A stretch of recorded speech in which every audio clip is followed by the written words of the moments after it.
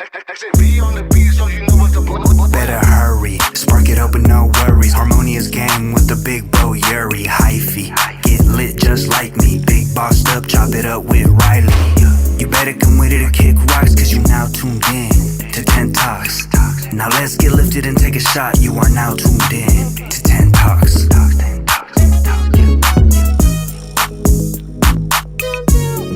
What's up, guys? Hey guys. What is up, everyone? Thank you. Wait, hold on. I need to wait for the music to die down because it's so loud. I don't think you can even hear us. All right. Boom.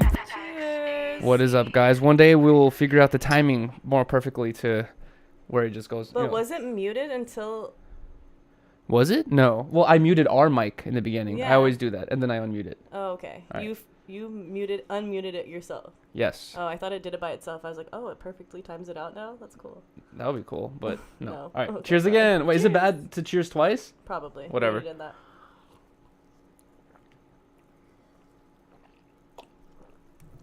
All right, sorry for the awkward silence. We were taking a shot. Oh my god, sorry. I'm sorry for burping into the audio mic. listeners I know. are I'm just like cringing right now. just drinking and They burping just into the signed mic.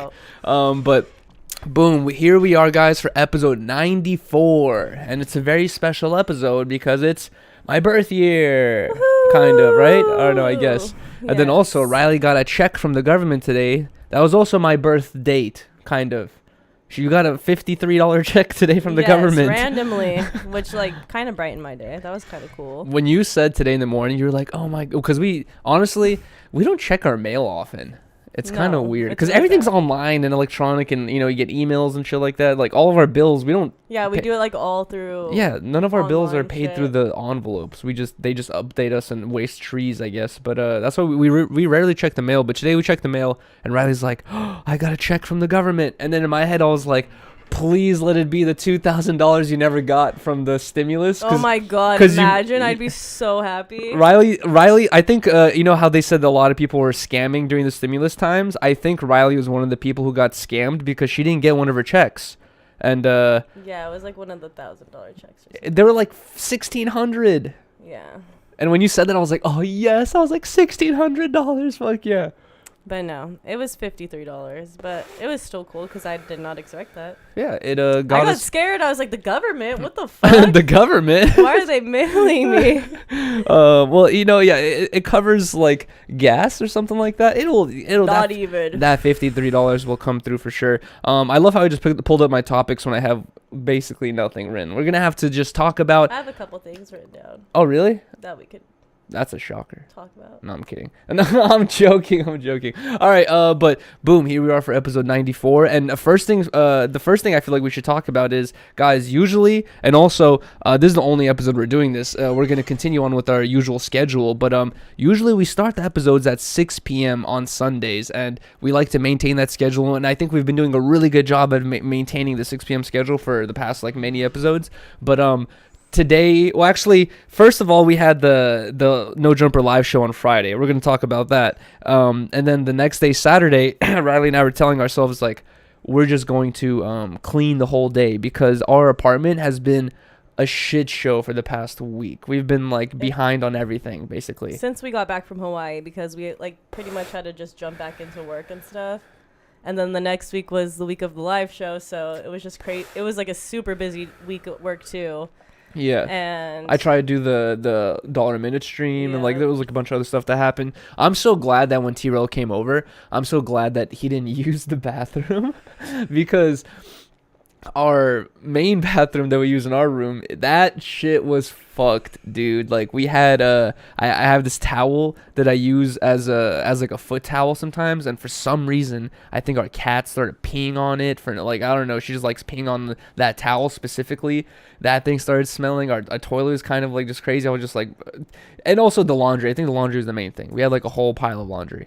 it was a mountain of laundry. Yeah, it was a giant amount of laundry. But basically Saturday we're gonna take care of everything. But Saturday, like we said, was the day after the live show, and that shit exhausts you. You know what I mean? Like I was just so tired. Like I don't feel like I got incredibly drunk at all. Like I feel like I was pretty chill the whole night. But and also I drank in like the beginning, and I didn't really drink later because we came there so early. We like finished all the alcohol like in the beginning. So like we drank in the very beginning, and the whole rest of the night really wasn't really, drinking. Other than the Patron buying us those shots. Shout to Patron. Oh yeah. But whatchamacallit? Oh yeah, the next day Saturday we just like basically just recovered. Well, I had to go to work. Oh yes, you had to go to work for a random interview. Usually Rylee does not work Saturdays, but when did they tell you about the Saturday thing? Like on Friday? No, I knew like a little bit in advance, but I didn't know if I had to work or not. Oh. But yeah, pretty much Friday I was told I had to go. Oh yes. Oh really? Like for sure. You're like, oh, Friday. Well, I was asked if I could go. But yeah, right. I had to work Saturday. Oh, also I had to pick up my parents from the airport Saturday, and dude, I have to say, people have been saying this for a long time, but do not rely on Apple Maps. Apple Maps is like the most convenient because we all have it. It does it so quickly. It tells you all these updates, and it seems like it chooses the most correct route. But guys, I'm telling you from the perspective of a person who's driven down every single street in like a certain area in Los Angeles, a pretty big area in Los Angeles. I've gone through like damn near everything with my homies at one point or another, and I know the shortcuts, and I know what streets are busy at what time or whatever. And for some reason, when I went to the airport, I was relying on Apple Maps just because out of like laziness. So I was just like, whatever, I'll just follow these directions. And dude, that shit took me the most convoluted, like long ass route, where by the time I got there, I was like, I should have not listened to this. I was like, why the hell did I listen to this? I was like, I knew what streets to take in my head, but I was thinking maybe Apple Maps is saving me here because there's an accident. We just had some crazy traffic situation the other time, so I was like, maybe there's like crazy traffic, so it's taking me this route. But no, it like literally took me the most weirdest, longest route for no reason. And like later I realized, I was like, what the hell? And then also on my way, when I picked up my parents were like, yo, let's go to your apartment first so we can drop you off. And then my parents were going to go home. And on my way here, the Apple Maps was telling me to take this like exit off the freeway, which I knew in my head. I was again, another situation the same day. I was like, I think this is weird, but whatever, let's just take it. I was about to take it. My dad's like, where are you going? He's like, you're supposed to go straight. I'm like, Apple Maps is telling me I should take a right here. He's like, look at where it's going to take you. And I looked, and it was the same shit, dude. It was going to take me on this stupid ass, like giant, like loop, you know what I mean? Like just to get to the house when I could just stay straight. And I was like, bro, what is this? Like Apple Maps sucks so bad. And also that's probably why it took me 7 hours to get to the Bay Area the first time. No, you did something really dumb and definitely clicked some different kind of route. Well, I think we figured that one out already. It's because before I went out to the Bay, I had like on my maps, I specifically said do not use the freeways because I wanted to use the streets for a specific thing, and I think I never turned that setting off. So I used like the streets to get to the Bay, and it took me like 7 to 8 hours when it should took me 5. Yeah, exactly. But whatever. Basically, but you're lucky because I don't know the streets of LA, so I have to use the Apple Maps. And I don't like using Google Maps. Because on iPhones, they suck. Yeah. On iPhones, Google Maps sucks. It But if you does. have an Android or a Tesla, I've noticed, like anything that's not easier. Apple, it works so much smoother. And Apple, like specifically, they like, will make it as as uncomfortable as possible, so you use what they have to offer. But I don't know, basically it's super trash. I was super upset about that whole route. But anyways, brought my parents back from the airport, and then we just chilled all Saturday. Rylee got back home from work, and we were like, we have so much to do, we got to get on it. And then an hour passed by. We were like, fuck it, let's watch a movie. We watched The Proposal. So good. Yeah, really good movie. Actually, like that's one of the movies where as I was watching it, I was like, back in the day, we would have been dying. You know what I mean? Like, to these jokes. We'd be like, yo, this is so funny. But as time changes, you're like, damn, like, it just doesn't hit the same anymore. I've seen it 1,000 times, but oh, okay.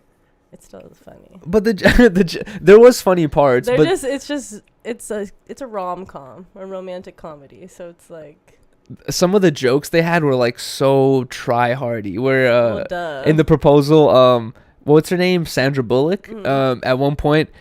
Dude, also number one, there's a lot of cancelable offenses in there. There really is. Dude, I hate that this shit's penetrated my brain. You know what I mean? Like back in the day when we watched The Proposal or a movie like that, in those times, we were just like, this is funny. We're just looking for fun and and humor or whatever. But nowadays you watch these things and you get triggered by shit where you're like, you can't say that. You can't joke about that. In The Proposal, there was a couple of things where Betty White at one point was the grandma, and then she puts on all this like Indian like traditional headgear and starts like dancing through the woods, and she tells Sandra Bullock like, you have to do this dance with me to, I don't know, become fertile or something like that. It was like weird. And then Sandra Bullock starts like singing what's that one song? She's just like some like, yeah, from the windows to the wall, like some ass shaking song, like, and then they were just like dancing to that. I was like, bro, you can't be, that's funny, but you know, nowadays people will not be like cool with that. Yeah, I don't know. True. It was That pretty is funny. true. But I thought that was kind of cringy.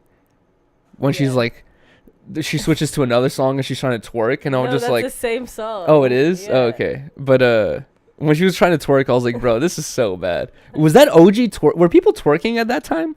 That was 2009. Yeah. I don't remember twerking. There's always been booty shaking. Yeah, booty shaking. But okay, but twerking is just like redefined booty shaking. Definitely. Really? Mm-hmm. Like how long? I wonder how long the word twerking has been around. I don't know. Yes, Luffy. 2011, 2012. You're like the animal queen. Me? Yeah. I know. I'm like Snow White. Dude, no, for real. Rylee walks around the house, and if it's not Beans, it's Luffy. She's always being followed around by an animal. And look at Luffy. He just wants to be as close to Rylee as possible. For all the audio listeners, our cat Luffy is just on the couch right next to Rylee behind her head. It used to be rats behind us. Now it's Luffy. Shut up. Oh my god, exactly. I've been calling the animals. That's so funny. It's so funny too sometimes when we see people where they're just like, yo, I heard something about a rat in the back of your set, and like you have to go into this whole explanation of like, we were at home at another place at a backyard and that's why there was a rat. That's why it's called Tent Talks, actually. Yeah, exactly. And then it goes into this like whole long ass story. But either way, today Rylee and I went ham and cleaned the whole house basically, and it feels really good. Almost, yes. Still have a lot to do. It's hard, dude. Like when we lived in our first place, when I had a roommate situation with Sam and Josh, it was like a 2-bedroom apartment, and I just had one of the bedrooms. I did not ever use the kitchen until Rylee moved in with me, and you know I just used the bathroom. So cleaning that was easy. It's just like my table and vacuum my little square of carpet, and it was fine. And then we moved into our first apartment. It was just a 1-bedroom, and we just had to vacuum, do the dishes, and you know it was pretty chill. But this place is like, bruh, I think it's the animals. They're fucking us over It's hard. the hardwood floor. Yes, you could see everything, and I don't know. It's like, what's better? Like with carpet, it feels cleaner because you can't see every little. Yeah, you could just vacuum it, but you know that like shit stays within the fibers, and like you spill. Yeah, but you replace it every couple years. Really? Yeah. Have you lived in a place where you've replaced the carpet because you're like, oh, this has gone too old, let me replace it? Yeah. We've Really? replaced our carpets before. Yeah. Dude, I don't think I've ever talked about this story on air before, but when I lived with my parents at our apartment, and we've been living there since we moved to America, my parents still live there, and we've been in this apartment for 24 years now, I think like almost 25, and we've had this same carpet ever since we moved in, dude, and when we moved in, it's not like we moved into a fresh apartment. Our uncle was like re-signing the rent agreement onto my dad or my mom's name, and we just took over his place, and they never replaced the carpet. So we got my uncle's old carpet from 24 years ago, and like our carpet was just like hella old. I remember at one point, I don't know how long ago this was, maybe like 10 years ago, but our carpet was already like 10 plus years old, like maybe 15, 16. And I was telling my mom, I'm like, I'm pretty sure they got to replace the carpet. Like, it's been so long, you know what I mean? And then I called the place, and I like the apartment manager or whatever it is, like their office, and I was like, hey guys, we've been living here since, you know, this year. It's been 10 plus years. I was just wondering about like getting our carpets replaced, and they're like, oh, let me transfer you to the building manager, dude, like the guy who's in charge of all these calls or whatever, right? I'm like, all right, transfer me to that guy. I just started like they transferred me. I started talking to him, and then I started telling him the story, like, yo, we've been living here forever. I think we should get our carpets replaced because they're hella old, and you know, there's like stains and all this crazy shit. And he's like, yeah, we can't do that. Sorry, man. And I'm like, and yeah, and he was just like super, not like at first he was kind of rude, but like just very matter of fact. He's just like, nah, sorry. And I was just like, dude, I was like, I'm pretty sure there's like something in the laws regarding like, you know, if you stay in an apartment for X amount of years, you guys legally are obligated to change the carpet. She's like, nope, that's not true. Sorry. And I was just like, all right. I was like, I'm gonna check this out and I'll call you back. He's like, all right. And then I hang up. I go online, go on Google. I check on like California laws and like laws in my area where I live in like West Hollywood. And it says that every 10 years, if you live in an apartment for more than 10 years, your carpets have to be replaced. Your walls have to be repainted. Like there's certain appliances that have to be replaced. Like you've been living there for so long that it needs to be renewed. You know what I mean? Like even though it's renovated, even though it's the same tenant. And I called him back and I was like, yo, I looked up the laws. You're legally obligated to do this shit. Like, so, you know, like, let's get this shit done. And then he was just like, yep. He's like, call city council then if you don't like it. He's like, still not doing it. Oh my god. And that's literally what he said. Like he said a couple things, but he ended off with just call city council. And I was just like, all right, whatever. And then I just like hung up. But no, I didn't call city council because what? I like that. I'm calling city council. You got to call city councils, file a complaint. You know what I mean? It's like you got to go. Not gonna do shit. Exactly. You have to go through this whole like long bureaucratical system, waste my time just to get my carpets replaced when he should legally be obligated to already do. I don't know. It was such a whole trash thing. Call 911. Why? How did we get into that? I forgot. Something about carpets. We were just talking about if carpets or hardwood floors are better. Oh shit, I don't know. I guess if you're willing and capable. People like hardwood floor, but to me, it hurts.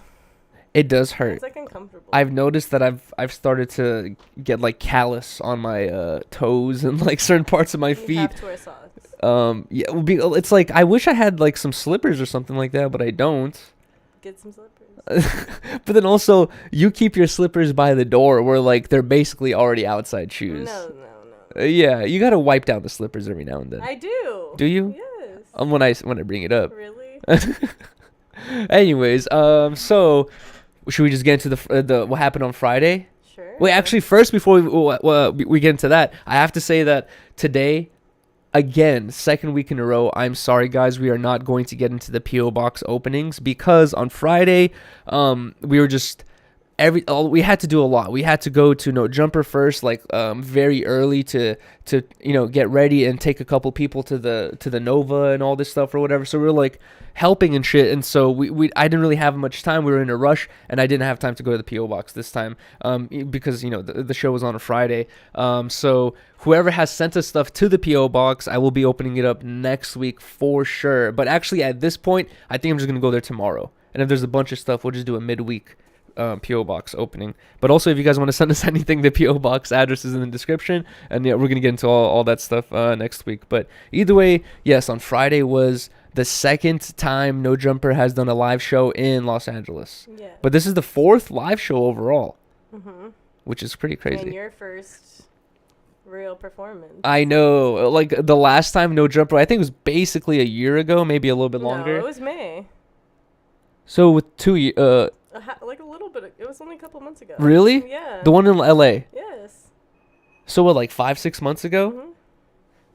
So you're telling me I was on stage 2 times in 1 year? Yeah. That's crazy. Okay. This is your first real. Yes. The last time No Jumper did the live show, shout out to Sharp and shout out to the fucking crowd and all the people that came to the live show because the energy is just super fun. Yeah, you know what I mean? Like crazy. it just like we all know, we all have similar joking styles and humors, and like we all know one another basically we don't know the audience really that well, but they all know all of us, and like I don't know, just the vibe is really good. It was just like a lot of fun. But the first time, shout to the audience, everyone was like shouting for me to come on stage. Sharp brought me on stage. I drank out of a shoe, did the worm, and I was like out of there, and that experience was fucking crazy. But this time, like Rylee saying it, like it was my first time actually being a part of a panel or like a set. Because, I'm lucky enough to be a part of Disconnected. That shit was crazy, dude. It was definitely a level up. No, 100%. Oh, yes. Since the El Rey Theater. The El Rey was super cool. The El Rey was fun, though. It was, exactly. We were really drunk. But it was definitely really, really fun. The energy there was cool. And I feel like we met a lot more people there. You think so? I feel like you're right. We did meet walking around more. At the Nova, there's more the Novo. When we were entering, there's like a secret entrance, and you don't really you don't have to like take all the same paths that everyone else takes. They have all these back paths you could take. So we didn't have to run into so many people, or we just didn't run into so many people. But we did run into a good amount of people. But yeah, at the El Rey it was like more mixed in, which that was really like a little bit better. I feel like. That was fun. But Both were really fun. this time was fucking insane. But then also Rylee was bringing up a good point where there was a lot of people that were at the El Rey show and they were at this one as well. You know what I mean? So that's a good sign. That means a lot of people had a good time and wanted to come back for another live show. Exactly. And I did actually get a couple of DMs saying like, yo, that was super fun. I'm going to the next one for sure. So I don't know. I'm excited. But the El Rey Theater, like the huge difference is it had like 500 seats or something like that. And this one had like 1,500 seats or like 1,200 or something like that. Yeah, it was a lot bigger. It didn't, like, I don't know. For some reason, at first it didn't seem a lot bigger. But then when I saw, like, it from the stage, I was like, oh, shit. Like, this is crazy. Everyone's sitting in their seats and shit. And you're just like, oh, okay. Yeah, it was way more intimidating. Dude, you know what's crazy is Sharp opened up everything. You know what I mean? He was the first person on stage. But the first person Sharp brought on stage was me. I know. And I was just like, I was like, dude, it was kind of, it was kind of hectic. I'm kind of excited to talk about this on Disconnected too with Blazzy and Housephone, but I was worried after the last show. I was worried that I would get too drunk. You know what I mean? I was like, in my head, I kept thinking like, maybe that's why I didn't really get too drunk is because I kept reminding myself, don't get too drunk. You have to stay, somewhat coherent and shit like that so you could do this live show. And I was like trying to be on top of that. And then at one point I started hearing from someone telling me like, yo, Yuri, how's it going? Blah, blah. I'm like, oh, I'm chilling. They're like, yo, Blazzy's lit, dude. And I was like, what? I'm like, no way. They're like, yeah, dude, Blazzy's hella drunk right now. And I was like, what the fuck? And I went to go talk to Blazzy and he didn't seem like he was like, ugh, like all over the place crazy, he was definitely, pretty lit. I could tell off those surges. The surge White Claws, which are like 8% instead of like being 4 or 5. He said he had 4. 4 of them, dude. Yeah, you would definitely be definitely lit. Be feeling that. But basically, right before the Disconnected panel started, which was like the first opening act, Housephone was running late, and then also typical. Yeah, and then also fucking we're about to go on. And like Josh is like, okay, Yuri, you're here. Where's Blazzy? I'm like, what do you mean, where's Blazzy? Like, I thought he was here. And then everyone starts looking around for Blazzy. Blazzy's gone. And then I forgot who. Some dude was like, oh, I think Blazzy went to the bathroom. And then I think Laura ran to the bathroom to go grab Blazzy. It was like about to be 8 o'clock. Yeah, it was like we had to go on. And like Sharp was already kind of saying like, no, I thought Housephone was there already. I don't remember. I think he was there before. Let's give him some credit. Oh my god. Time. Okay. Should we just?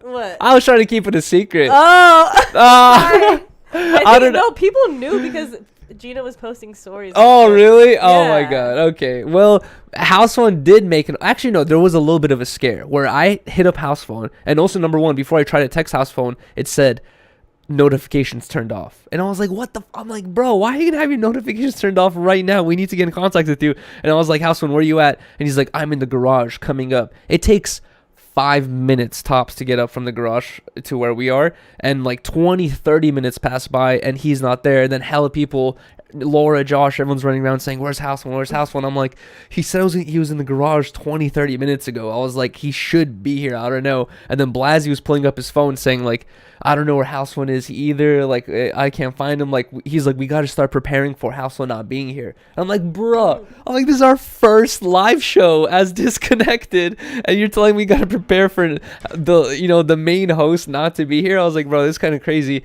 And then we're throwing names around over who should be on the show, and then boom, Housephone walks in the room. Oh my god. And then Housephone's like, he's like, you guys should go on stage first and pretend, continue this meme that I'm running late or whatever. And we were like, okay, let's do it. But it's revealed. And people already knew that, like you're saying, the Jhene stories and everything. And then also, I think people saw Housephone behind the curtains. Yeah. He was not hiding very well. I was pushing Housephone. I was like, dude, you have to get behind the curtains if this is what you want to do. But anyways, Blazzy was lost. We were all looking for Blazzy. And then at one point, Josh was just like, he's like, we can't wait for Blazzy anymore. And he tells Sharp, like, just call him up. And then Josh tells me to go on stage first. I'm like, bro, what the fuck? This is kind of crazy. And I didn't even know what to say. And then also I realized that whenever you see performers on stage and they have those little earpieces in, like kind of like earbuds or AirPods, it's so they can hear themselves in the mic and shit like that. And you always, I've heard that before, but I never really realized how important it is until you're on stage in front of 1,000 people and you're like talking into the mic and you can't hear yourself really. So like it's hard to tell if I'm screaming at at people or talking normally. Like I can't hear what my voice sounds like, you know. So I was like, it would be good to have that earpiece to see what the fuck my voice sounds like right now. Yeah. I don't know. It's kind of strange.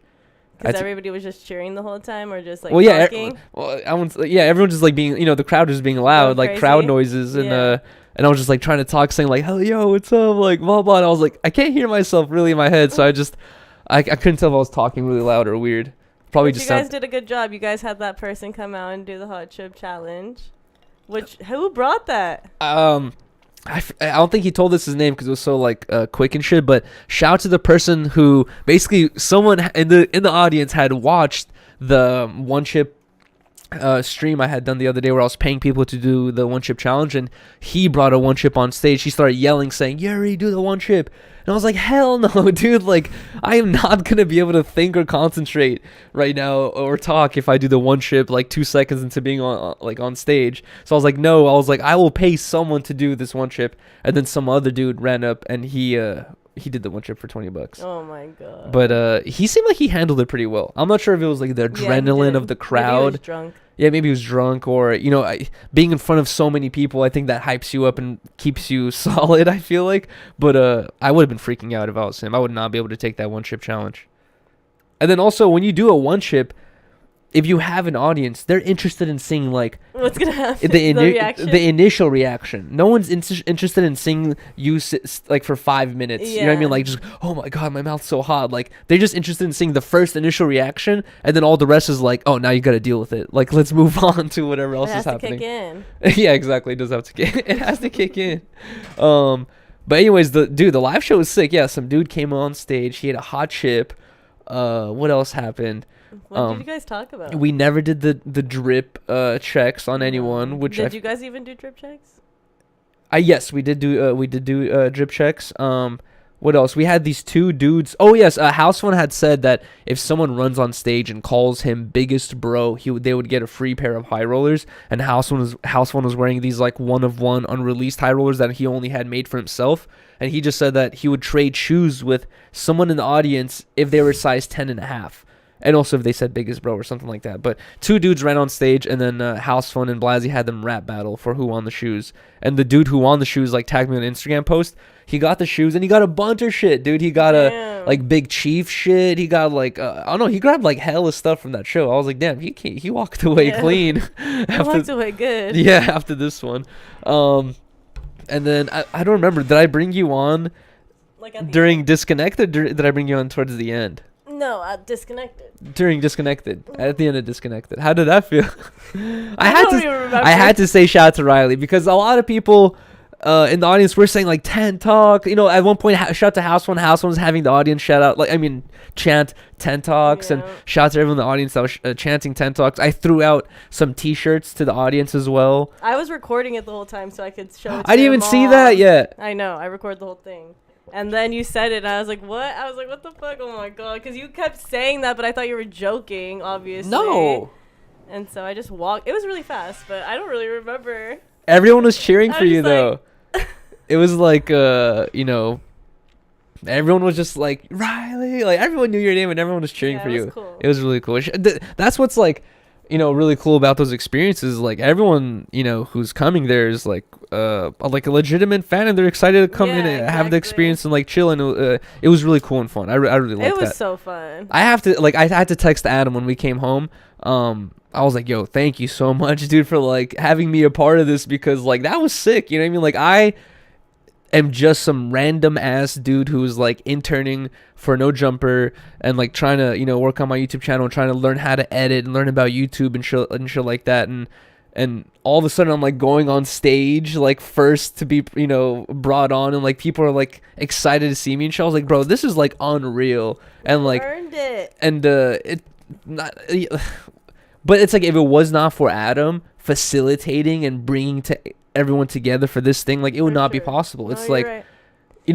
There's certain people on stage that they can go probably throw their own live show and also have people show up or whatever, but like I feel like for a lot of us, it was just like, you know, this experience would not be possible if it was not for Adam cultivating his fan base, his audience, starting No Jumper, expanding the branches, bringing people on board, letting them expand their branches and do their own things. And like now it became this whole giant thing where it was like a really sick experience, you know? Absolutely. And it was like, that's why I had to text them. I was like, bro, thank you so much for that. That was so sick. Dude, when we were at the El Rey, it was like a tiny little green room for like, oh yeah, like only like 10 people could fit back there, maybe. There was 2 green rooms at the El Rey. Yeah, one there was the left and the right one, and the right one I think was like a personal. It was like AD and Sharp's room. Again, I think Sharp had like got his own room or something like that. But I think it was like 8. It was like at the end of the day, it was like the bigger host, I guess. You know, it was like 2 rooms, and we got the one of the rooms, and they got like the other room. I was only in that room for like a second, but I think everyone was in our room because it was like that's where everyone was drinking and shit. No, I'm talking about the last place. Yeah. The first place. Yeah, that's what I'm saying. El Rey, the first one. Yeah. There was like the first green room that, you know, we were allowed in and everyone else was allowed in. But I remember Josh told me like, this is your guys's and everyone else's. And the other side was like, you know, Sharps, ADs and everyone else, like Adams. But everyone was hanging out in the other one. You know what I mean? Like we're like. But for the most part, everybody was hanging out upstairs where like the bar was. Oh, and, yeah. like that those two as well. like little balcony areas. That's true. But when we went to the Novo and we had to go through like these like crazy entrances, like security, all these checkpoints. And then we like step into the building and we see Laura. We're like, what's up, Laura? Woohoo, it's official. And then we look and there's like 2 dressing rooms and it says like No Jumper Show. At the end of the day. It said No Jumper Show and No Jumper Crew. Yeah, and then at the end of the day was the next one. And we're like, oh, that's cool. Like 2 dressing rooms. That's fire. Yeah. And then they're like, there's 2 more upstairs. And we're like, no way. So we go upstairs really quick to look and we see one's Sharp. Just Sharp. Yep. We're like, of course. And then disconnected. We're like, no way. Everyone gets their own dressing room. Like, that's fucking crazy. Yeah, that was insane. That was like... We were just like in awe of that. And that's why I was like, bro, I have to give the biggest thank you and shout out to No Jumper because I'm like, bro, like that's the craziest experience to show up to a place where, yeah, there's 4 green rooms. There's probably more for like how many artists they entertain, but there was like 4 green rooms. Everyone gets their own room. Disconnected had its own room. The room had a really nice bathroom, a shower. I don't know why. Fuck, just in case. Some artists probably like have their fit and they probably like, I want to shower right before I get on stage, or I don't, maybe they shower after, I don't know, but they have a shower in there. And then some girl comes in, she starts bringing us Tito's and White Claws. What? You know. And as soon as I saw her bringing the Tito's, I knew like Josh added that to the disconnected rider. I was like, shout out Josh, bro. I was like, thank you so much, Josh, because he knows that, you know, Housephone doesn't drink. Blazzy drinks anything. I don't think Blazzy has ever specified what he likes to drink. He knows we like drinking Tito's, so he brought the Tito's. Shout out Josh. He got us 2 bottles and hella White Claws that everyone drank the White Claws. Everybody I didn't think anyone was going to touch them. They were empty at the end of the night. Yeah, there was nothing left in the fridge at the end of the night. The room was sick. No, the room was You could have got ready in the room. Yeah. It was really, really cool. It was definitely different. There was like this really cool lounge area that people could chill. I think that was like the VIP. Oh, yes, yes. It was. Dude, yeah, I've been actually, now that I think about it, I don't think I've ever been to the Novo. I went to some random like some Spanish artist was performing, like maybe it was at the Novo. It was like at some place in that same mall area or whatever, right? Whatever it is. Some Spanish artist was performing there, and I went there a long time ago with Alan. Just me and Alan went there, and it was so weird. Like Alan and I thought, you know, like whatever, we're gonna go try to hang out and have some fun, and we stuck out like some sore thumbs, dude. I thought, no, it wasn't the Cholo party. No, it wasn't. It was a similar situation though, where like Alan and I showed up to this. We didn't even know who the artist was performing. Alan just. You were trying to meet some Latina baddies, obviously. Alan just invited me to this shit. And I was like, all right, let's go, and we went. And dude, everyone basically spoke Spanish, and everyone was like looking at Alan and I like, what are we doing? Like it was just. We stuck out like some sore thumbs. It was really bad. But it was at that same place. I thought it was the Novo, but as we were walking around, I'm like, no, it's not the same place. Maybe they renovated it and made it look nicer. But the lounge area Riley's talking about, dude, that shit was classy. But also it kind of sucked because if you're paying extra to chill in the lounge area, or if you're going up there, you get to only watch the show through a TV. You don't actually get to watch it live. Yeah, which is kind of lame. Yeah, they should have made some cool, nice areas where you also have a view of the audience. I mean, of the show. I agree. But it was still a cool area. If it was like a long concert night, I could feel like that would be cool. I was really thinking, like, when we were in the green room, I was like, damn, this is a interesting experience as an artist, because their job here is like just to make you as comfortable as possible. You could smoke, you can drink, you can get as loud and rambunctious as possible. They deal with the crazy, the biggest artists or whatever. We went with Donnie was there as well, and Donnie was like telling me that he had gone there. He was like really close to Juice WRLD, and he said that he was there with Juice WRLD performing at one point, and that was like the last place Juice WRLD performed before he was performing for like 100,000 people crowds. He was like, Juice WRLD was like selling out, bigger and bigger arenas, and this was one of the last arenas he sold out that had like 1,500 seats, and they were like, okay, he's easily selling out 1,500 seats. We need 10,000 for this full. So he had moved on to bigger arenas after that. But Donnie said he had performed there, and he was there with Juice WRLD, and he said that he was there during the X concert where X performed there, and he was thrown into the stage by his homies and shit. I was like, damn, dude. I was like, this is legendary. Like, who knows who was in our green room, Exactly. hanging out there. Yeah. Very, very true. It was a really cool experience. Yeah, it's really, I can't imagine that. And also, I didn't really like get this feeling until the end, where like everything was super fun and really cool. But at the end, the last live show, we did the meet and greet before, and this time we did the meet and greet after, where originally I was thinking the meet and greet after makes more sense, because the last time we were like in a rush, all this, people were lagging, all this shit was happening.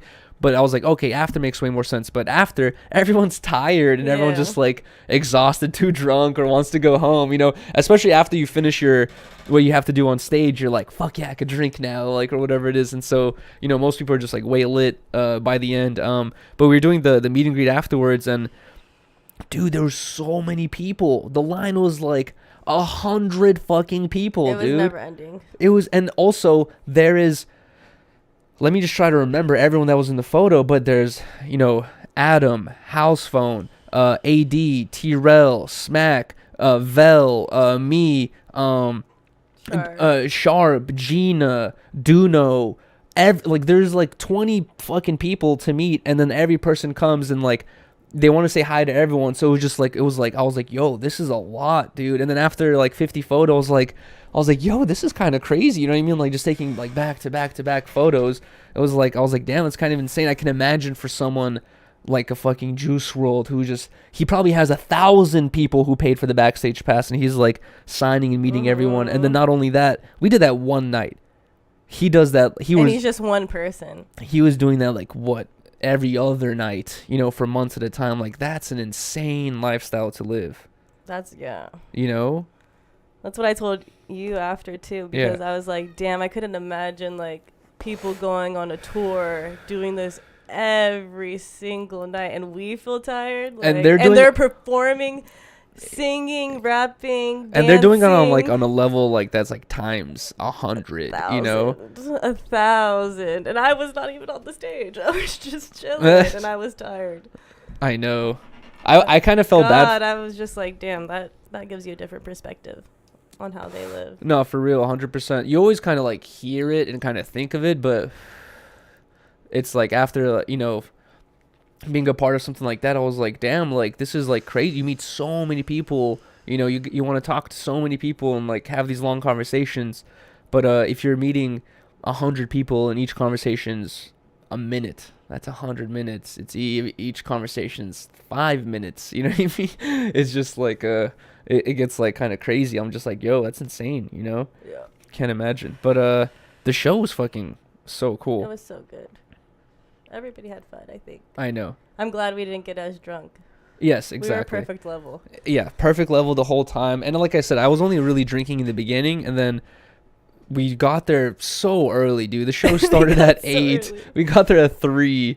I did the pre-show stream. Dude, shout out to everyone that came through to the pre-show stream. Yeah. We had like 2,000 viewers, like 1,900, 2,000 viewers at one point. Shout out to everyone that came through to that. And that's one of the reasons why I wanted to come so early, is just because like I want to just like, stream a little bit of like, the behind the scenes backstage experience, just talk a little bit, with the chat and shit, but I didn't want to film too much either because I know that No Jumper, they don't make the whole show live, you know, whoever's there is there type shit, but they do get the vlog footage, and I didn't want to just like be leaking all this vlog footage. So I was like, I did like an hour 10-minute stream, but after my stream ended, that's when all the hosts showed up, and it really started getting way lit, and everyone's going from room to room, and it was insane.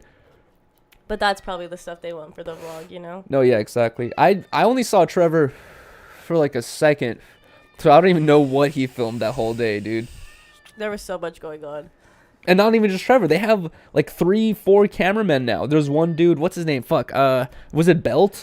With the VHS camera. So they're getting like, you know, kind of like grainy VHS looking footage for the aesthetic. But dude, that shit was such a cool, unbelievable, unrealistic experience.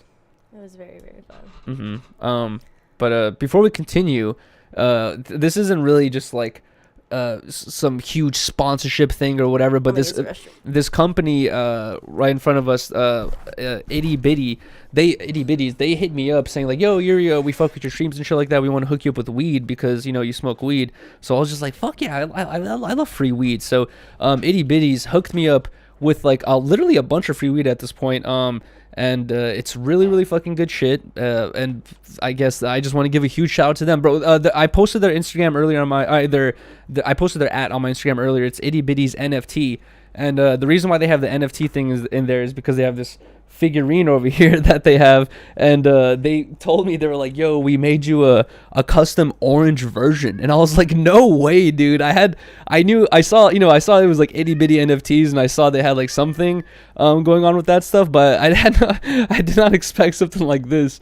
But they made me a 3D printed NFT figurine, and I asked them a little bit about it. I was like, yo guys, the crypto game's kind of crazy right now, you know, like, and also I'm not a big NFT guy, but they're explaining to me that their NFT version is like more of a, I forgot the word for it, but it's like more of like a Costco gift card type thing where like you get the NFT and you can get deals and stuff like that when it comes to their weed at certain shops. And I think I asked them to like hit me up to send me like an email of like where you can purchase the weed, like what shops they have it available at, but regardless, I just want to give a shout out to Itty Bitties for hooking us up with hella really fire weed that I really like.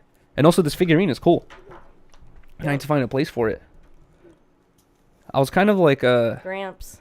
Gramps. I was kind of confused when I was first looking at it, but now I realize it's a dude wearing a puffer jacket, and he has these glasses with like flowers on the corners, and he has like a little side hat. It's kind of cute.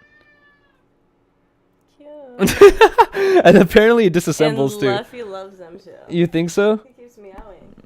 Well, I think he just wants your attention. He's like, why do you keep talking and you're not talking to me? He's the same way a Beans is with you. He just like gets hella jealous out of nowhere for no reason. Emotional. But anyways, is that all we have to say about the live show? Rylee looked ridiculously good. Shut up. What do you mean shut up? No, hell no. Shut up, dude. I'm the ugly one in the family. Okay, let's let you tell it. Rylee looked ridiculously good that night. It was literally insane. We had to take hella photos, and that's one thing I had in my head. I was like, bro, I need to take hella photos because the last live show we took some photos, but it's a once in a lifetime experience. You know what I mean? Like the last time I came on, I was like, this is the only time this is going to happen to me in my life. And I regretted not taking so many photos. So this time I was like, I will remember this night as much as possible. All the photos we got last time were drunken. Oh, yeah. It was really not photogenic. Not cute. But this time I got hella photos. I posted a whole photo reel. Shout out to everyone who dropped a like on that. And guys, that was not even all the photos. I'm wondering, what do I do with all the rest of the photos? After I posted these, I was like, I was kicking myself in the ass because I have a photo with Lush and like a bunch of other people that were just like funny random photos. I was like, fuck, I should use these in the reel too. But I'm wondering, should I post another reel or should I just slowly release them on my IG story? Shout out to _CYSD_. He's the dude who got the high rollers from Housephone. Shout out to the people who gave us those shoes too. Oh yes. Custom drips. Wait, hold on. Let me. Should we bring the shoes over? Here, I'll bring them over real quick while you find the Instagram. And then also, fuck, I forgot the dude's name. And then I wish we got to meet his mom. Pause. No shit. Ann.casie is the girl. ANN.casie. Cassie or Cassie. Wait, hold on. Hold that. It's a lit drip Customz. But hold that Instagram for 1 second. Some dude came on the panel and he was just like, because No Jumper was doing a live panel where people could come to the mic and ask questions, and some dude was like, "Yo, shout out to my mom in the audience. She's wearing a Tent Talks tee over there," and he brought his mom, and she was wearing a Tent Talks tee. I was like, "Yo, that's so fire, that's dude!" Amazing. Shout out to his mom. Thank you so much. I hope you're watching this. Thank you so much for supporting us, and that was literally amazing. I wish we were able to talk to you, but. What it is, everything felt like a blur also because it was just so much shit was happening at the same time. It was so fast because like as soon as you got off, we chilled for like 2 seconds and then we had to go do the questions. Yeah, and then that was just like back to back, and it was like we felt like that was like flying by. We couldn't talk to anyone. Yeah, because originally we were going up and trying to talk to people, but we had to go just do the Q&A. But huge shout out to Lidrip Customz. He DM'd me a couple months ago and he like was like, "Yo, what's your favorite color?" And then like I kind of really thought about it. I was like, "Is he trying to make me something?" But I didn't really think about it too much. And then also it was a while ago, so I forgot about it. But I told him, I was like, Tiffany blue is my favorite color.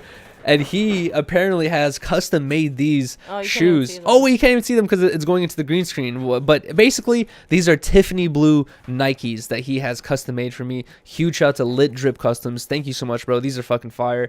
There's an IG post where I was like opening and reacting to this. And then his girl made me these as well. And she made these socks too. Yes. These Tent Talks socks. Thank you so much. Some Vans. And what's on the Vans? With the Louis print. Yes, explain a little bit for the audio listeners. They're like a Louis print, Rolls Royce print. It's the double R's. What would you call this? A taupe? Taupe? Color? Yeah. Oh, it's kind of like a brown. Yeah. To me. Oh yeah, it's like a taupe. Brown. I've never heard taupe as a color. Super cute. I love them so much, and they were so sweet. But they also made us the Tent Talks. But you have different ones than I do. Yeah, you have like gray. Yeah, yours are gray and it says Tent Talks. Mine's are just black and it says Tent and Talks on each sock. But yeah, these are super fucking fire. Oh yeah, and then it has the Tent Talks on the back. And Rylee was like, "No one ever makes me anything." Like she was getting so emotional. I was so happy. That was so sweet. No, yeah, shout out to her. The sweetest thing ever. Shout out to her and shout out to Lidrip Customz. Very cool couple and very creative and talented couple apparently as well. Yeah. Because he's made me custom shoes before. I have them. He sent us shit before, right? Oh, I recognize this print. Well, he sent me those shoes before with the mushrooms and the Tent Talks. Remember, he sent me the Tent Talks like skate shoes. Yeah, he sent me those. I didn't know his girlfriend like made shoes as well. That's fire. Yeah, that's really cool.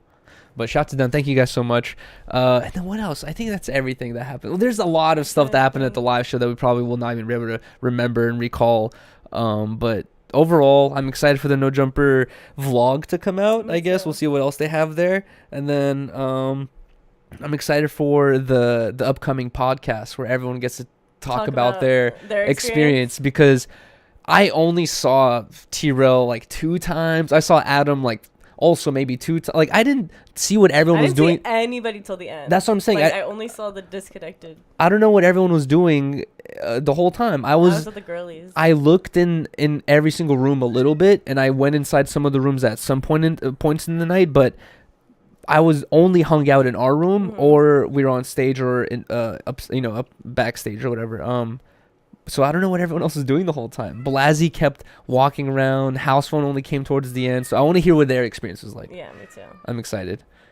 Anyways, it was really cool. Let's fun. take these mid show shots. Yes, mid show shots, because I think that was all we have to talk about for the live show. But you said you have a couple topics, and I have like 2 topics to talk about. One of them, I think one of them is kind of old to talk about at this point, but then the other one you could see my phone and you could bring them up if you think they're good. You're letting me see your phone? No, I'm kidding.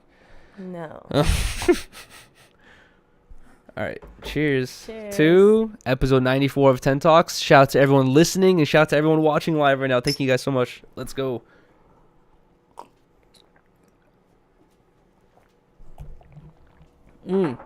Wait, before we end off the live show conversation, huge shout out to Manic Gabe and Jazzy. Giselle. And wait, she was there as well? Yes, Rebecca. Oh wait, no, I did see her. Yes, I saw her and Rebecca. Spliff Sorry. Wiz. But I saw Manic Gabe and Jazzy. They were sitting front row, literally in the front. And at one point, I did have an opportunity on stage to be like, shout out to Manic Gabe and Jazzy. But Manic Gabe included a video where he sent a video to the Harmonious mod group chat where it was like a part where I can't come on stage. And like I said, I couldn't really hear anything that was going on, but you can hear in his recording, hella people were like, Yuri. I was like, bro, this is such a weird like experience. You know what I mean? Like, it's so crazy. How the fuck can this even happen? You know what I mean? It's like hard to even like explain. I was like shook that people were even cheering from when I came on. I was like, oh. Yeah, it was so That's crazy. I was like, think at least some people gave me some energy. No, yeah, shout to everyone. That would have been awkward. I know if you came out and everyone was like crickets. That's happened before. So sad. To people that have come on stage. I would have been so sad. No, but almost damn near everyone was like, Rylee, let's go. That's why, so yeah. Thank you guys. Shout out to the No Jumper audience at the end of the day, because that's what it is. That was the whole No Jumper audience. The fan base is literally insane. A lot of the fan base has been around for years because, you know, the channel has been around since like, you know, before X and shit. One of the cats is going inside the bag already. I think it's Luffy. But the fucking No Jumper audience is insane. Shout out to Rope Gang, No Jumper, Adam for cultivating. I think you were the perfect person to come out first. Really? Yes. Oh my god. You know what's funny is when I was on stage and Blazzy came out, the first thing Blazzy said, he was like jumbling his words for like 20 seconds. And to me on stage, it felt quick. It felt funny, but it felt quick. But I saw someone's recording of it. And Blazzy's like disconnected. It was so funny, dude. I was like, yo, Blazzy was lit, dude. I forgot what he was trying to say, but he was like stumbling on his words in the beginning. I just realized funny. I'm not wearing my headset. But oh yeah, let's see what Rylee's topics are that she has written. Are these very controversial and political? Let's see. You know me. First thing that's on the news is well, it's only like it's kind of shocking to Rylee and I. Well, mostly to Rylee because it happened in her area and it's really fucked up and sad. But a 19-year-old girl who's working at Chick-fil-A No, it was The Habit. Oh, the Habit Burger. At the Habit Burger in Antioch, which is also the area where Damian Luck 925 films like a lot of his videos or whatever. Like he like talks about that shit. That's I believe Yodi Land 925. That's the area code. That's the area code 925. Anyways, this girl who's working there, apparently one of her coworkers had a sibling who was mentally disabled to a certain point. Like there's some sort of disability with this person, and they were just sitting there, I guess maybe while their sibling was working and they're trying to finish their shift or some shit. But anyway, some dudes walk in and they start bullying this mentally disabled person, like start I think physically like pushing him and all that stuff. And this girl, this 19-year-old girl, comes out because she knows that's her friend's fucking sibling. She comes out and she's like, hey guys, like and the way she said, like, you know, what she said was like very respectful. She said she came out and was like, hey guys, this is a mentally disabled person, so whatever they said they probably didn't understand, like, please excuse them, like leave them alone. And then the person just starts punching her. And the dude, it was a guy. He really hurt her to the point where it's like she had to lose her eye. Yeah. The guy who punched her, like, really punched in the eye so bad that, like, she went to the hospital and the hospital told her, like, she has to get rid of her eye now. I've never heard that before. Me either. And that scares me. There's so many things that can happen in fights, but I always think of like eye punches, but you always think of black eye, broken socket, maybe cut eyebrow, broken nose. You never think like you're gonna lose your eye from a punch, dude. But she like lost her eye, and it's super fucked up because she's 19. She was defending her coworker's sibling. And then after it all, she was like so sweet and was like, it was worth it because I forgot what she said, but she was pretty much just saying like it was worth it. Like, well, at the end she said she was like, I would rather it be. She's like I'm still happy it was me instead of him, because she's like, if it was the kid, the mentally disabled kid who got hurt, she's like, that would have really traumatized him and it would have fucked him up way worse than it did me. So she's like, I'm happy it happened to me and not him. And they left after that. But I was like, dude, this guy, literally a child, 19 years old, had like her whole life ahead of her. Bruh. And like, yeah, this guy needs to be caught. Hell yeah, he needs to get the fuck out of here. They need to. But what is the charge? That needs to be a serious charge. It's almost like losing an eye. You only I wish get. it could be for a minor because she's so young. What do you mean? Like, I wish it could be like assaulting a minor or something like that because she's so young. Oh, because she's 19. I know. I wonder. Like, if he's like 30 or 40. I doubt it though, dude. At this point, he like, big. Yeah, but like whenever stuff like that happens, I always immediately assume like this is like some young dude, maybe like 18, 19, 20 or something like that. I don't know. That it like was super sad. An older person can definitely be capable of doing that, but I feel like usually by the time you get into your older stages, you're like, you won't be doing that type of stuff. The other topic is we really wanted to go to ComplexCon, and now I regret that we didn't go. Kanye was there today. That was crazy. Did you see the video? Yeah, the video was insane, bro. Remember when it was Gunna that was there last year? Yeah, it was right? Gunna. That was their last time, and it was insane. Like it was like that. The same video that you guys saw where Kanye, where people. Did you see the part where the girl? Yeah. She's like being pushed. There's like a girl just being fucking trampled by the Kanye fans. I hope she's okay. But when Rylee and I were walking in Complex, we weren't even looking for Gunna. We weren't even looking for a celebrity. Didn't know what was happening. We were just Rylee and I were just like la la la walking, and then all of a sudden the same thing that happened to that girl happened to us. Like hella just people just started rushing in, all these people like pushing and all this shit, and we're like, what's going on? It was like an ocean wave. Yeah. And we were like, dude, we have to get out of here. And it was the same thing where like Rylee and I left, and then we look and we're like, oh, it's Gunna, and he just has 50 fucking people surrounding him, and they're all just pushing one another and going crazy. And we're like, dude, what the? It was like a stampede. I think the Kanye one was probably crazier though. No, the Kanye one was definitely crazier. But I rewatched the video hella times, and I rewatched it. I saw maybe 2-3 security guards. There was 100 people. Like he was like, even Kanye was being pushed around. Like that was not safe. I know. And also Complex. For anyone that's ever been there before, that place is not very secure. you could sneak damn near basically anything you want into ComplexCon. There's many videos of just YouTubers. Dude, yeah, ComplexCon is not a safe place sometimes. But Kanye was surrounded by so many fans. I'm just like, bro, that was not safe. But also, I don't know. Wait, actually, Kanye is in very sticky, not just sticky, but very weird, crazy situation. Not weird, but like crazy situation where he's pissed off a lot of people for the right, and they're pissed off for the right reasons. And I could see someone trying to get some physical revenge on him. You know what I mean? Like, because he was potentially advocating some dangerous shit as well. So I don't know. Yeah, but they also had like Lil Uzi performing tonight, I believe. I know. That's when I saw the lineup. I was like, damn, it would be so cool if we went.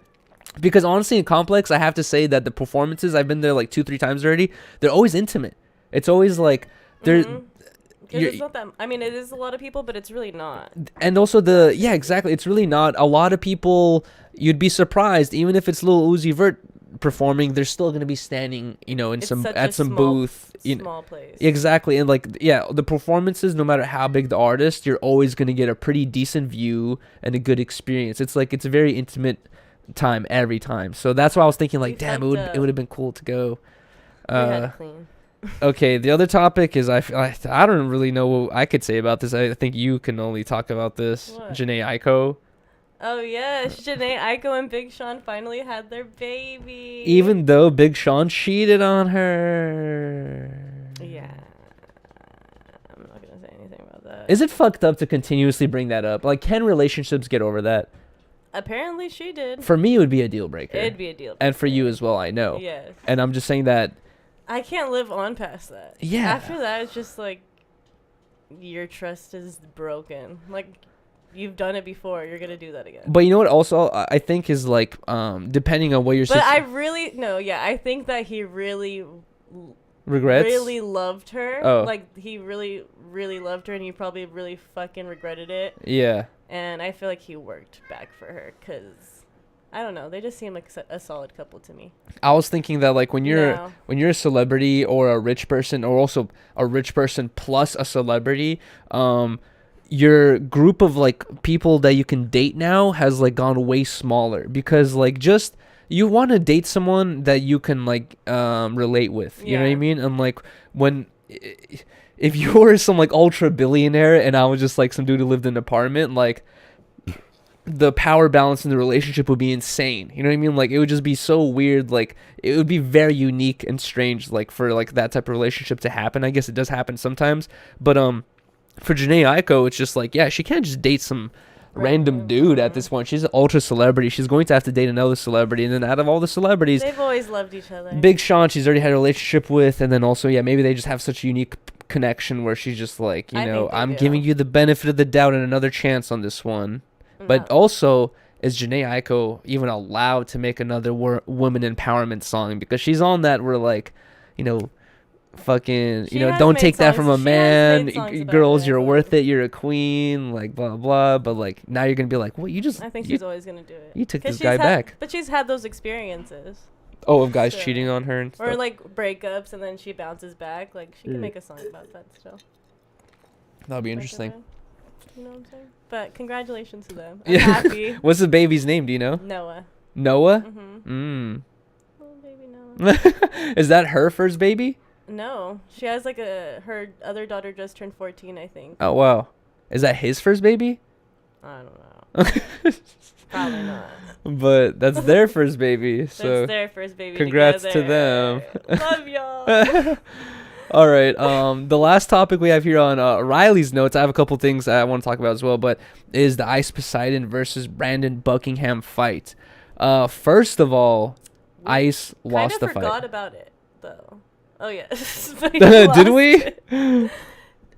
I feel like I didn't really remember it until like 2 days before, and you're like, oh, Ice is fighting. Nah, I've been kind of like looking it up and like thinking about it here and there, but yeah, he lost the fight. Yeah. Hey, you know what's funny? Not funny, but interesting is those that week I spent with Ice, I realized like how seriously he was taking the research aspect of like boxing, where he was like educating me on, like he was eating all this random his diet was insane, dude. He would be eating like cans of anchovies and like just fucking raw beets and like he'd be eating the most insane random stuff as snacks. And I was like, I'd be asking him like, why are you eating this, dude? Like, you know, what is the benefit of here? Like, why is it worth eating this random nasty thing to eat? And he would just be explaining to me like, this gives you more endurance, this gives you strength, blah blah. He would be, and I started understanding like, yo, he's putting like hella research and, you know, time into like learning about this boxing thing. He was like, you know, really on his training shit,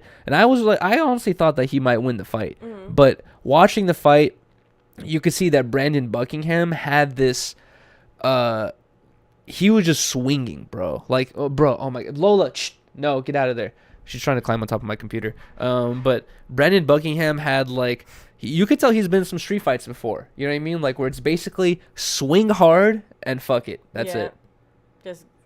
Yeah. What's it called? Windmill? Yeah, just like that. No, he wasn't doing the windmill, but he would just like, he saw an opening and he fucking swung. He saw an opening, and he just kept going back and forth. And they didn't wear headgear, so yeah, Ice dude. Was fucked. No, yeah, I saw like some blood during the fight or whatever.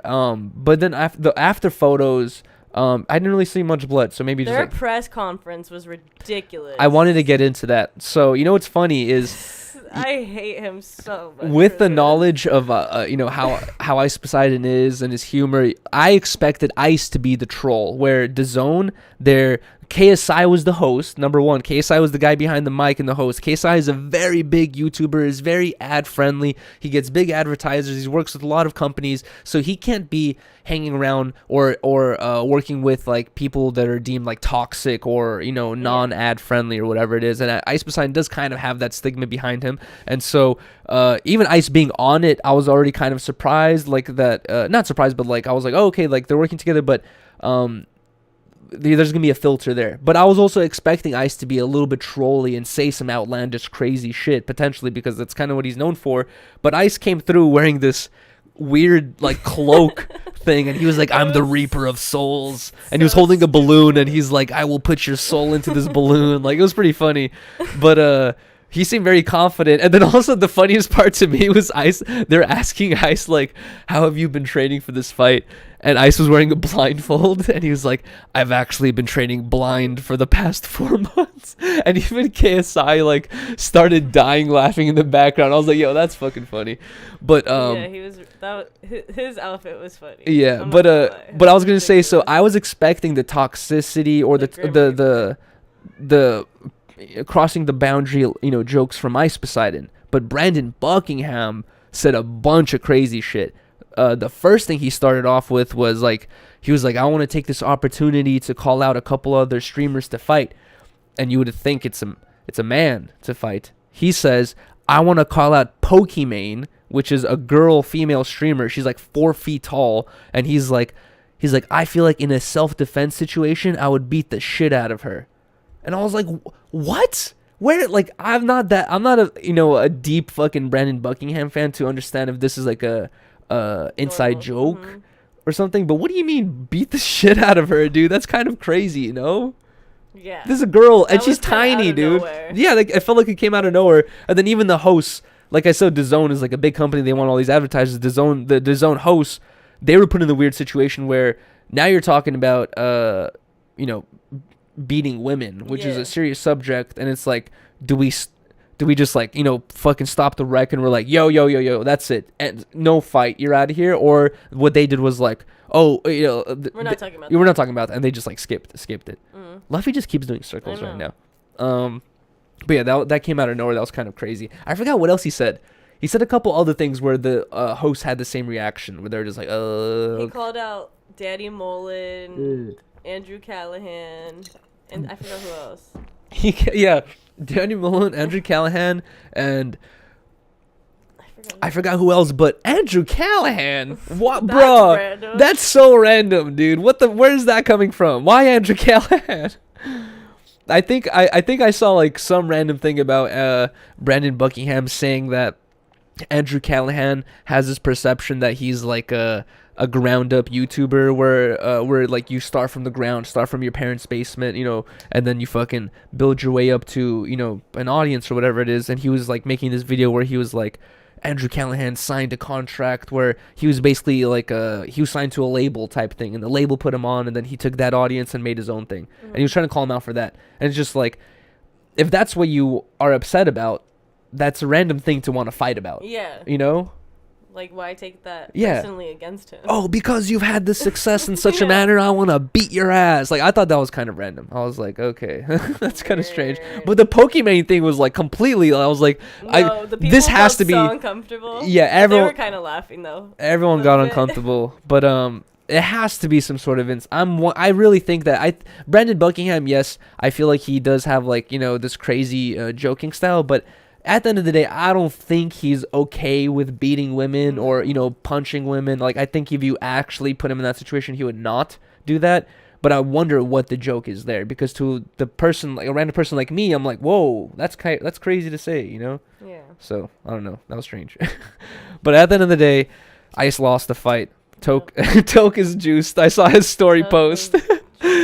Toke was posting. What did he post? He said, "Save him, ref." Because I think if you watch the video, someone in the audience does scream, "Save him, ref." It was a bloody mess for sure. Oh my god. In the first round, right? Was Yeah. it the first round? Yeah, it was the first round. And a technical knockout. I'm not a big boxing guy, so I'm not sure what the definition of a technical knockout means. I think that means they had to stop him before he got too fucked up. Maybe. It could be like, it could be a thing where it's just like, oh, this guy is too damaged to continue. Or it could be a thing where he's going to be knocked you could tell by the amount of point, because every punch is a point. It's like at the end of the day, when they if at the end of 13 boxing rounds, like no one's been knocked out, they look at the points, and every punch is a point. And so maybe he scored enough points in that first round where they're like, there's no catching up to this. He has 5,000 points, dude. You got one. 5,000. I don't know how boxing works. I don't know what a technical knockout is, but maybe it's what you're saying. Like he looked like he was woozy, and they're like, no, you can't continue fighting because it's dangerous at that point. A for effort. Would you do a boxing event? Fuck no, I'm not boxing. Who would you call out? Would you fight Pokimane? Hell no. Why? I don't have no beef with Pokimane. Yeah, you do. Why? She said that one crazy thing. About me? Yeah. She said, what's it called? La Cienega. She's like, that girl with the La Cienega. I would fuck somebody. Oh my god. Potentially fuck my nose up too. I don't want to fuck my nose up. Did we talk about the Pokimane thing last week about her people trying to steal her nudes? I don't think so.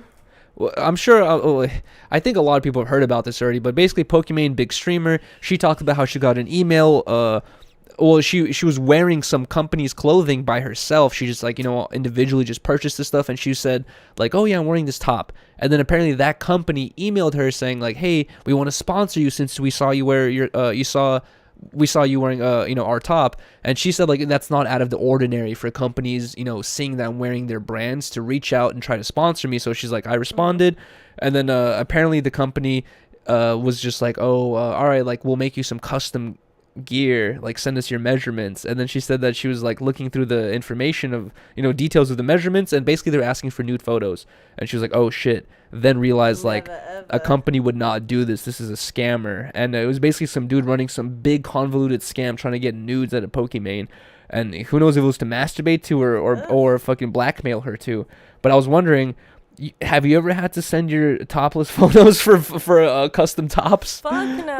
And if somebody's telling you to undress right there for like modeling or movie auditions where it's like that's not in the details, there's no warning about that, you get out of there because they're trying to take advantage of you for sure. No, yeah, exactly. And but she was smart enough to know that, thank God. So well, Phil DeFranco, like in his recap of that, he was like, if you did get tricked by this, like you gotta be a little bit spacey to be like, yeah, let me just send, if some company wants to send me jeans and they're like, yeah, can we get a naked photo of you? Well, if it's a girl that's like a smaller influencer who doesn't never from a small town who's never gotten any kind of and this big company like Shein hits her up like hey, exactly, send us a topless photo so we can know.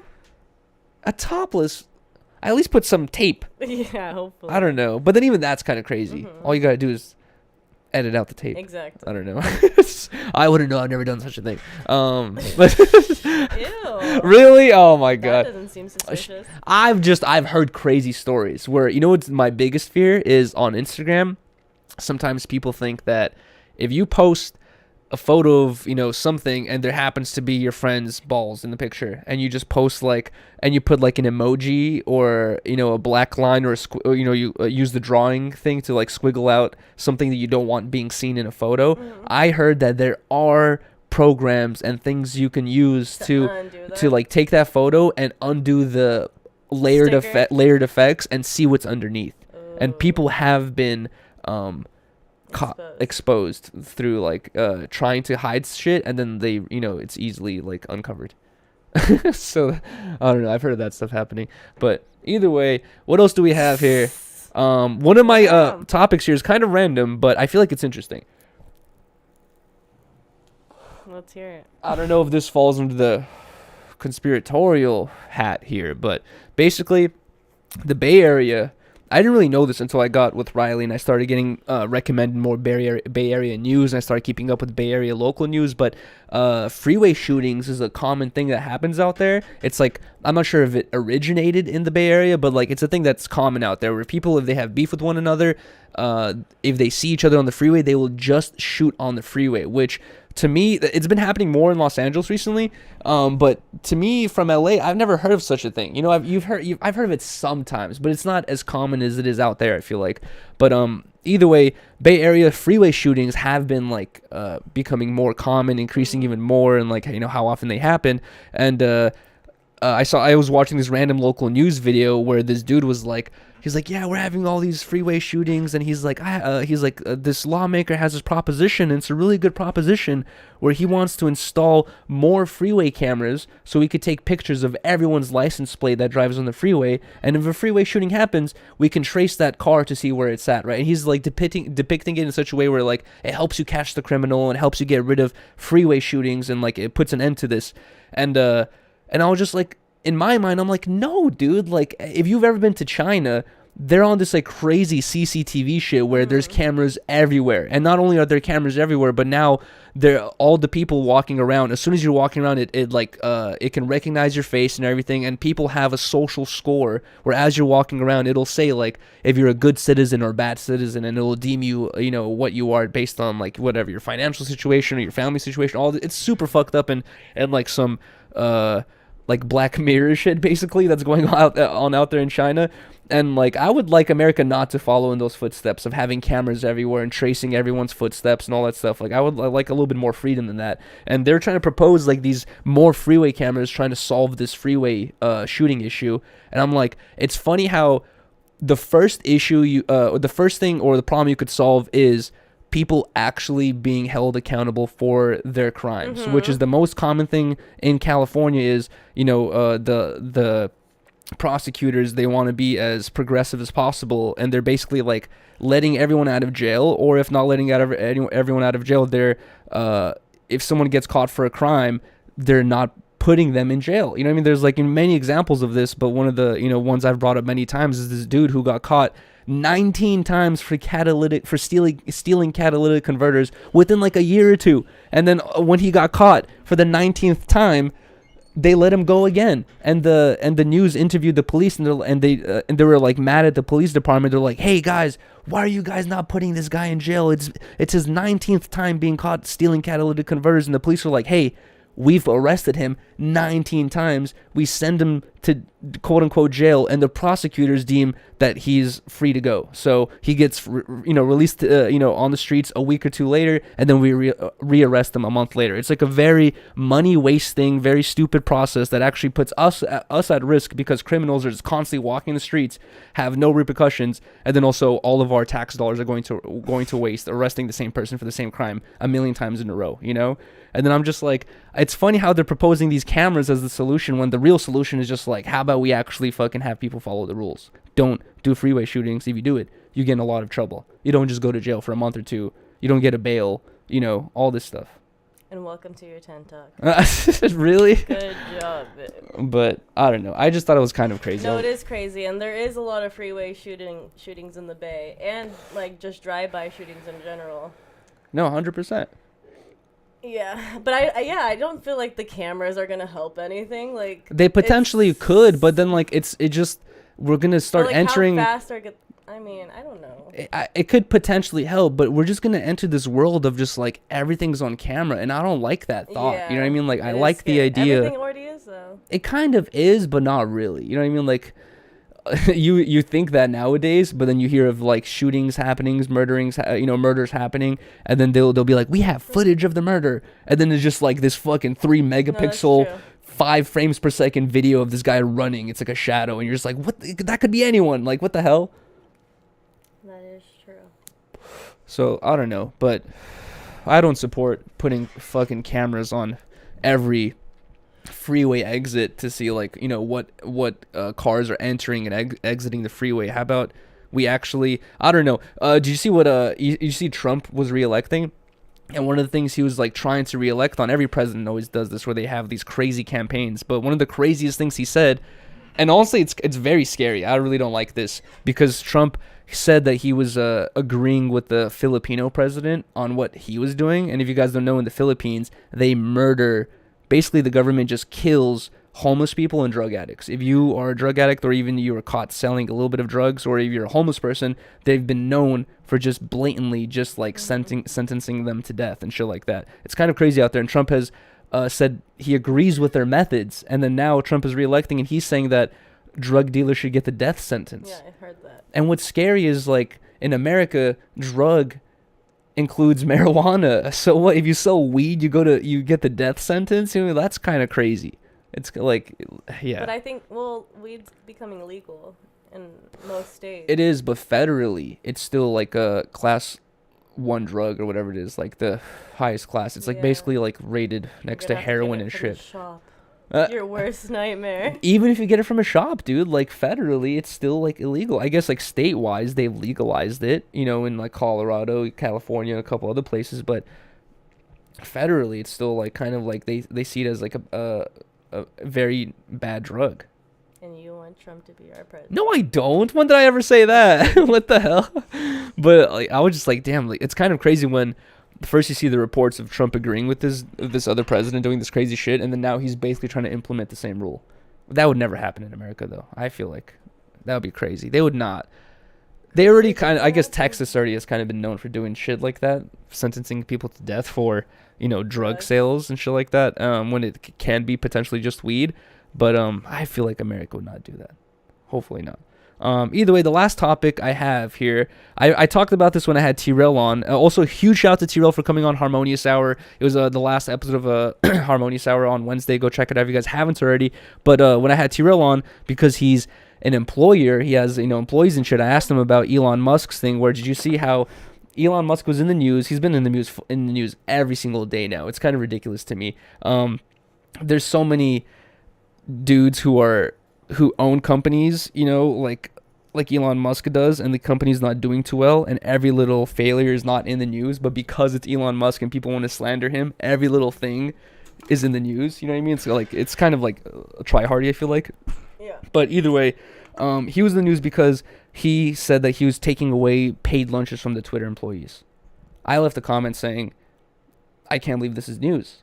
I've had many different jobs in my life, and maybe sometimes your boss is cool and like it's a fucking nice day or it's the holidays and he'll buy you a lunch, but usually you bring your own lunch or you buy your own lunch. Exactly. I've had so many. I worked on Hollywood Boulevard for Starline Tours, which if you guys don't know, Starline Tours is one of the biggest tour companies in the world. They're under Tour Coach, or yeah, I think it's called Tour Coach, but like they're one of the biggest tour companies. They're all over the world. I worked for them. You buy your own lunch. It's like they don't pay for your lunch. I've worked for a hell of other big companies that you buy your own lunch. They don't pay for your own lunch. Shout out to Adam. Adam buys our lunch for the listening to music streams and like a couple, like some random events and stuff like that. But usually on a day-to-day basis, we provide our own. You provide your own lunch. It's like that's just a go-to thing everywhere. And I'm like, to me, it sounds. Never been provided lunch ever. To me, it sounded so privileged and like to be like mad about not getting paid lunches, and then not only that, but Elon Musk like was talking about how much the lunches cost, and it was $400 per person. Oh my god! Is that insane? They had, like a private chef. I don't know, dude. They probably got like filet. Were they eating filet mignon every day, dude? Like that's kind of insane. He was saying it was costing the company $13 million a year to provide lunches for the employees. And then he said like and then on top of that he was like, it's kind of ridiculous that we're spending $13 million a year providing lunches when basically all of our employees work from home now because of this COVID shit. So he's just like, why are we providing lunches when you guys are eating at home? It doesn't even make sense. So you guys are just coming here to pick up your lunches and going back home. Like, just eat it. Like, I don't know. Like, I was like, I agree with this. I was like, why are people mad about this? It sounds like very privileged of you just to be like, oh, no lunch. Like, what the hell? Yeah, that's like, a little. I've never expected my boss to buy my lunch. That's a little wild. And then what's funny, I think it was in the Phil DeFranco covering of this, but someone was like saying like some of the employees are talking about how they can't afford lunch and their rent. And like, it's just unaffordable. And I'm like, welcome to America, dude. I'm like, welcome to 99% of people's experiences in America, which is like, I remember when I first got my very, very first job when I was 18 years old, 5-6 months into my job, I was getting paid like $7.75 an hour. This is when I first got started. But at the end of my job, I was getting paid like $8.25, $8.50. But when I first got started, it was like $7.50, $7.75. And at one point, like 4 or 5 months in, I talked to my boss. I was like called in a meeting. I was like, yo, his name was Dima. I was like, yo, Dima. I was like, dude, I don't have enough money. I literally told him the same thing. I was like, yo, dude, I was like, I don't have enough money to afford the gas to come here and to cover my lunches. I was like, literally, my paychecks only cover, my expenses, and I have nothing left over. I was like, can I get a raise? And then Dima, his response to me was like, yeah, he's like, welcome to America. He's like, you just gotta figure it out. I forgot what he said, but it was along those lines of just like, tough luck. Like, he's like, that's how much you're getting paid. He's like, so you're just gonna complain to me saying you can't afford what you want to do? He's like, sorry, you know what I mean? And I was just like, whoa, that's kind of crazy, but that's what it is, you know what I mean? Like, if you want to spend $20 on a lunch, that's 2 hours of work or more potentially what you're doing, and how much you're getting paid. Yeah. My dad would always make me think about it like that. What? if I like ordered lunch or Ubered to work instead of, because when I worked in San Francisco, I could walk to my job, but sometimes I would just Uber, and he'd be like, like you're just paying or you're working to Uber to work. Yeah, exactly. And I'm just like, no, I don't. Don't tell me that. Well, even if you don't, even if he doesn't tell you that, that's the harsh reality. It's like you get to work and you make, at maximum maybe $100 a day, and then you're spending $10 to get there, $10 to get back. That's $20. 2 hours, 4 hours, whatever. Depending on what you make, but just spent just to get to work and back. So I don't know. Literally Ubering to work. Exactly. And then you have to pay for lunch and all that shit. So I don't know. I just thought, I was like, that's kind of crazy that this is even news. Now people are saying that Elon Musk isn't providing lunches. I'm like, no one does. Who provides lunches? Yeah, nobody does. No one. No. Suck it up. Exactly. No one provides. It's not even just suck it up, but no one provides lunches, bro. Like, actually, you know what? No. I have to disagree. I haven't had this job, but my homie, he worked as a valet driver. He worked as a valet driver for the Four Seasons, and he worked there as a valet driver for like 2 years, for 3 years. And he told me that if he came to work early enough, he was able to help himself to, like, for free to the buffet they had in the downstairs. And he said all the employees were they were able to get like breakfast, lunch, and dinner from the buffet. And I was like, damn, that's cool. So that was the only time I've heard of a job providing food. And I was like, that's fire, because it was actually like, Four Seasons food and shit. Yeah. I was like, that's pretty cool. But for me personally, I've never had that. I mean, unless you work at a food place. Actually, no, you're right. I remember even sometimes it's like you only get a discount on. No, for sure. My homie, my other homie, he used to work for what was it called? It was a crepe, not a crepe. It was a panini place. God damn it, I forgot the name of it, but he worked for like a panini place, and I remember the same thing. He didn't get free food, but he got 75% off. He got a huge discount, and I remember might as well make it free. I know, right? But dude, I would fucking it was like three. Everybody could use it. Dude, not everyone could use it, but me and my homies, we would all, like, when we were skating around, we'd be like, yo, let's stop by the homie's fucking job. We would all go there, and he would purchase all the food under his name, and we would just like, pay like $2 or $3 for this like expensive ass sandwich. We'd be like, fuck yeah, like this is fire. But that was pretty cool, I guess. But he didn't get paid lunches. He did get a huge discount, but that was a clutch situation for him. A lot of people don't get that. Yeah. When I worked for Cold Stone, I got one free item a day, and it was like, if my item was an ice cream with a topping, I only got one topping. I could not get two toppings, but I did get one free item a day at Cold Stone. But it's ice cream. You can't find at Starbucks. You're only supposed to get, I think, one drink or two drinks. Could you grab a sandwich though? Yeah, you could get one food item, but I would always grab a drink. I'd grab hellish. So Starbucks technically, I guess, kind of provides. I would always close, so like they would always like just throw out the food like that night, or like, and they'd be like, "Who wants to take all really? The shit? Like all like the no way cookies and brownies." Oh, bro. So I'd bring all the girls home. Shit. Dude, you know what's crazy is No Jumper when we were on Melrose. I forgot, it was called Tomato Pie. There was this pizza spot that was like 1 block away from No Jumper. Shout out to everyone that remembers this, but there was this place called Tomato Pie, and they had the best. They're not there anymore. It was replaced by Ghost Pizza, but not the same at all. But Tomato Pie was super fire, and they didn't just make really good pizza, but they made their own cookies and like some other pastries, nice. But they were so fire, dude. Like, I am a cookie connoisseur. Like, I fucking love cookies, and babe, these are like one of my favorite cookies ever. And like you were saying, we would be working at No Jumper till like fucking 2-3 a.m. every day. Sometimes even like 4-5 a.m. we would just all be kicking there smoking and shit. And they closed at like 9 p.m., 10 p.m. So every day one of us would go skate over there, bike over there, and wait for them to close, because they would come outside with like hella leftover pizza and like sometimes like literally like 12 cookies, and they would try to throw it away, but if they saw someone on the street, they would just give it to him, like, whoever it was, and we would always just come up and pick that shit up. And it was basically like free dinner every night of just like pizza and cookies. Fire. That shit was really good. But yeah, I think that was all the topics. I think it's ridiculous that people are upset that they're not getting free lunch anymore. I think it's a very common thing. And then also, in my just honest opinion, when I think of a Twitter employee, I think of a person who already probably grew up in the 1%. and now you're complaining about not getting free lunch. I'm like, bro. Yeah. But either way, all right, guys. We are not gonna completely end this show. We're going to get into an after show in just a second. We're gonna end this stream right here, but then we're gonna restart a stream in about like 1 minute and get into the after show where we actually get to read the chat, because during the show we put the chat away so we're not distracted. We can actually focus in on our conversations, but we like to actually interact with the chat and talk with the chat and see what you guys are saying. So we're gonna get into the after show where we can actually have the chat up. But huge shout out to everyone who is watching this. What? He just bit me. Really? If you guys can, please leave a like. Please leave a comment. Say anything you want. Leave your opinion on anything we said. Letting us know if you agree or disagree. And then also, do not forget to subscribe if you guys aren't subscribed already. Guys, it is the 20th. 5 days.